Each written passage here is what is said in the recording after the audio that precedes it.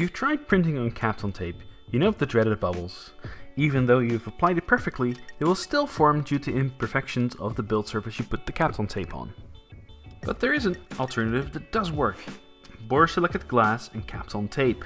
This will give you a smooth result without the bubbles and is easy and cheap to replace when the print is stuck too much to the bed.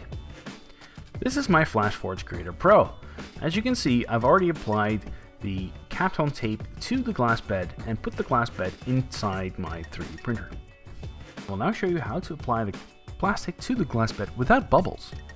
You will need some borosilicate glass, some kapton tape with the same dimensions as your 3D printer bed, a container with water and some dishwashing soap, and maybe a little bit more water than this. Clean the glass with some Windex to take out all the greasy smudges. After it's done, put it aside. Now cut off a piece of kapton tape about the size of your print bed, maybe a little bit bigger. Place it sticky side up inside the container with the dish soap and water. Make sure it's spread even and put the glass with the side you want to print on down. Take the glass and tape from the container, watch out, it's slippery, and turn it upside down, kapton side up. Now squeegee it until there's no more bubbles or stuff underneath the kapton tape.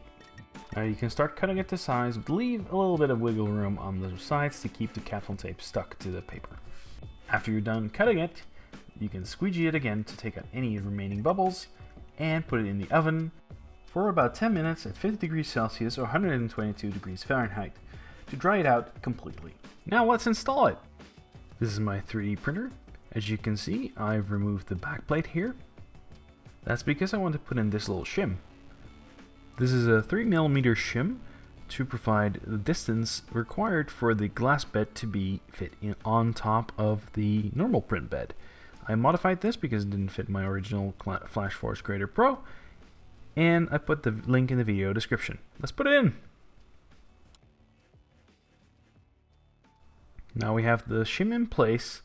This little piece of plastic will hit the button at the top to provide the right distance.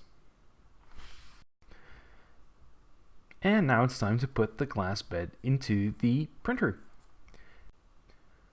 I will first take off the piece of tissue paper and then I'll place it on the bed. There is some extra plastic on the edges of the glass bed. That is on purpose to help with fitting it onto the normal bed. Try to align it as good as possible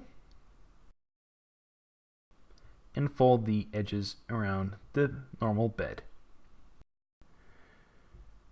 Now you can use some extra kapton tape to secure it better to the bed.